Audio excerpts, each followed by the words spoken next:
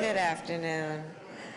Ms. Joyce, I want to thank you for that introduction. You know, I had the honor of visiting her shop earlier today, and it took me back. I shared with her, you know, my mother would make our clothes often. She would make, I remember in particular, a couple of very fancy dresses she made.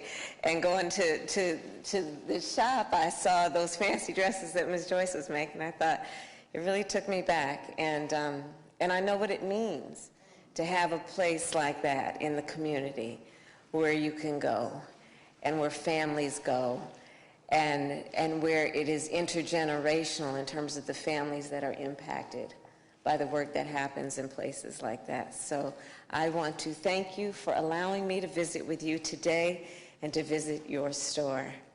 Mayor Eric Simmons, where are you? I know you're here. There you are.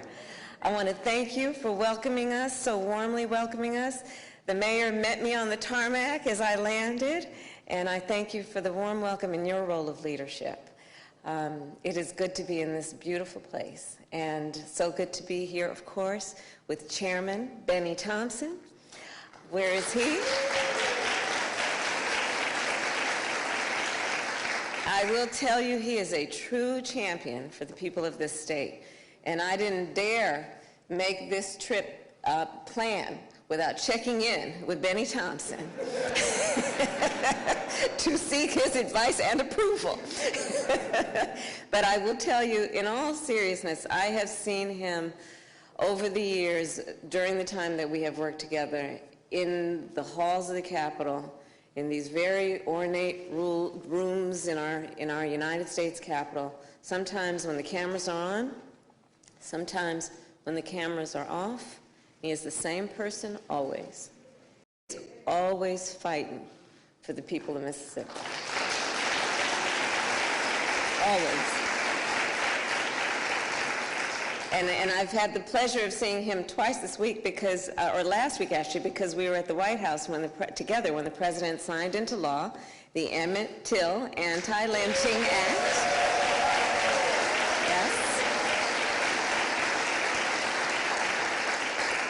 Which was a step toward finishing some unfinished business. Also here with us today is the great Bill Bynum, the CEO of Hope Credit Union.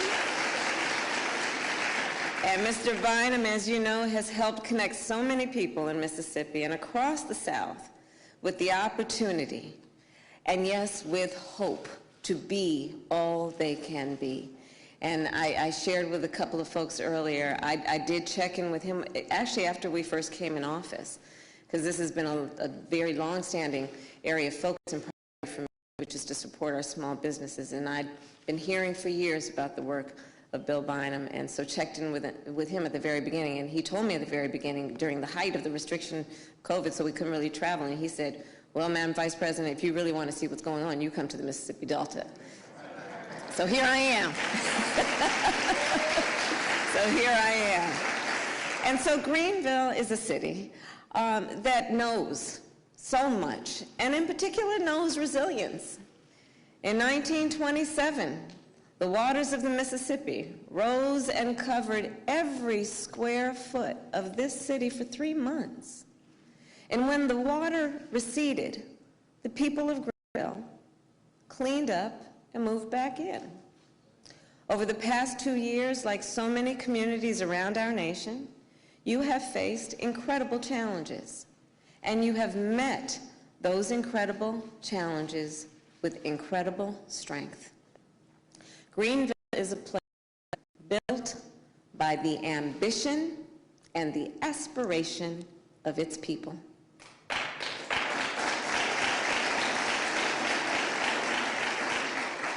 As an extension of the fact that America is a place that was built by the ambition and aspiration of its people. America is a nation built by people who see what can be, unburdened by what has been. People with the ambition and the aspiration to transform dreams into reality. To buy a house, to get an education, to start a business, to leave something behind for the next generation. That energy drives our entire nation forward. And it creates jobs. It accelerates innovation. It strengthens our communities. It expands our economy, and it makes our nation more globally competitive. And as you know, turning ambition and aspiration into action often requires capital. Capital to start and grow a small business, or buy or renovate a home. And it requires financial services. Services like checking and savings accounts, credit cards, and lines of credit, financial information, and good advice. As you know well, not everyone in our country, sadly, can access this essential support. Consider this. Black entrepreneurs are 3 times more likely to report that they did not apply for credit for fear of being turned away by a bank. Black and Latino homeowners are rejected at a higher rate when applying for home loans from traditional financial institutions, even when they have credit profiles similar to other applicants. Many Asian American business owners, in particular immigrant business owners, face language barriers that limit their ability to access capital and banking services. And people who live in rural communities often lack access to traditional banking services of any kind. This includes many Native Americans, and here in the Mississippi Delta, many Black folks.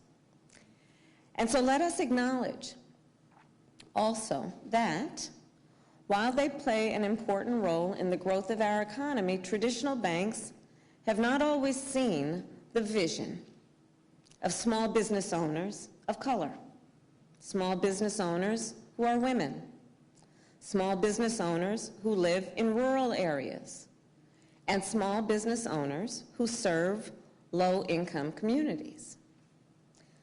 Community lenders, on the other hand, were created to see that vision and to support it. These lenders predominantly serve overlooked and underserved communities. The people who run these institutions often live and work in those communities. They know the people to whom they are lending. They understand the community, their needs, their challenges, and their strengths. When they make a loan, they often personally feel its impact because, of course, they are there, linked with the community. And so community lenders often see the potential that others might overlook. Potential, like Hope Credit Union saw in Miss Joyce. Hope Credit Union loaned Joyce just over $10,000, an amount too small for most traditional banks to bother lending.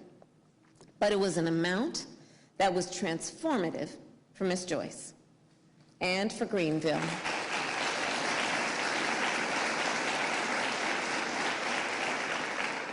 Across our nation, small businesses are engines of economic prosperity. And this is especially true in rural areas and in Mississippi, where over 99% of all businesses are small businesses.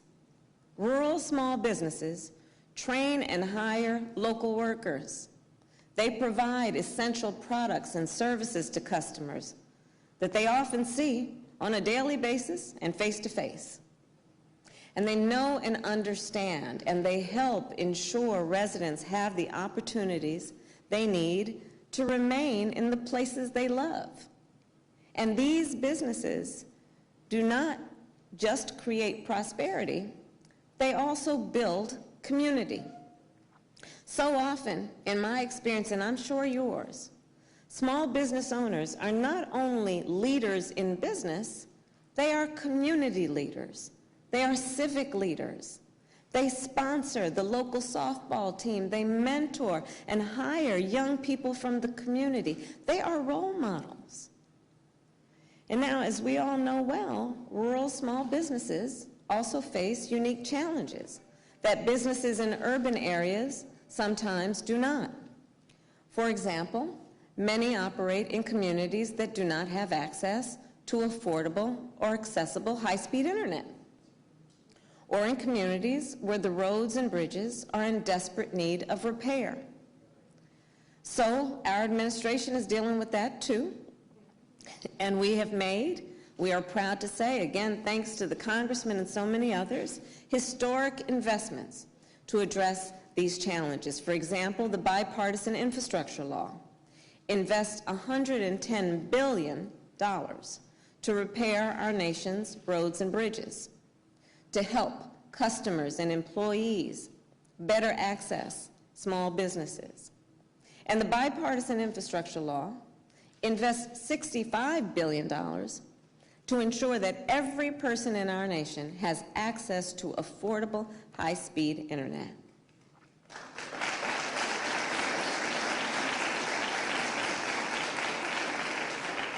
And we know that part of why that is important is, of course, the subject today. Small businesses need to reach their customers. They need to buy supplies, even run their cash register, and all of that will be helped by having access to high-speed internet. And so we are fighting every day to ensure that small businesses have access to capital and the banking services they need to thrive. And that is why we are all here today. Mississippi has one of the highest concentrations of community lenders of any state in our nation.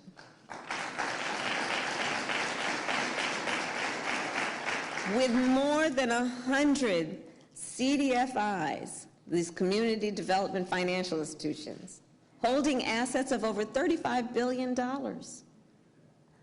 Those institutions have helped so many small business owners, like Joyce, start, grow, and protect their small business. And they deserve more support. So like many of the lenders here with us today, expanding our nation's investment in these institutions has been a priority of mine for years. When I was senator, I helped secure $12 billion for community lenders as part of a COVID-19 relief bill, because we clearly know from Joyce's story the connection there. Of the approximately $10 billion that has already been allocated from that investment, more has gone to community lenders in Mississippi than to lenders in any other state. Yes. And now, our administration is working with our partners, the Secretary of the Treasury, Janet Yellen, and the Administrator of the SBA, Isabella Guzman, to broaden the reach of community lenders. So I'm going to offer a couple of examples.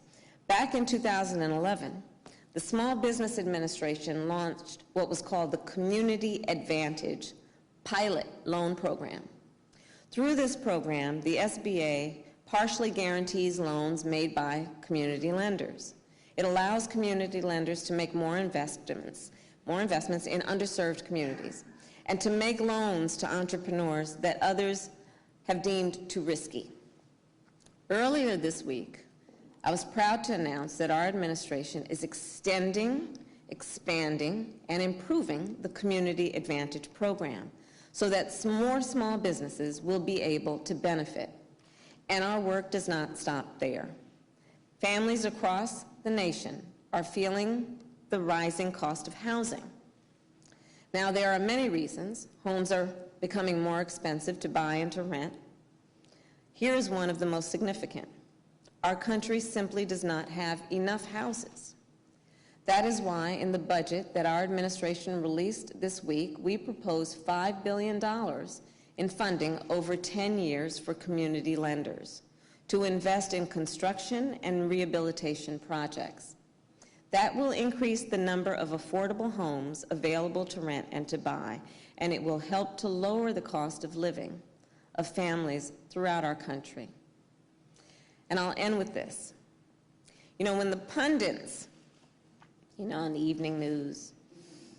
When they talk about economic opportunity, right, and they're asked their opinion about economic opportunity, have you ever noticed that they will often refer to Wall Street or Silicon Valley? Well, from my perspective, I think they should be talking about places like Greenville. Right? Because, this is a place that can help us take the temperature of how we're doing. And because this is a place that is filled with people with talent and tenacity and vision. People who, when given the opportunity, will build something extraordinary. And there are communities like Greenville across the South and across our nation, reservoirs of ambition and aspiration, just waiting to be tapped.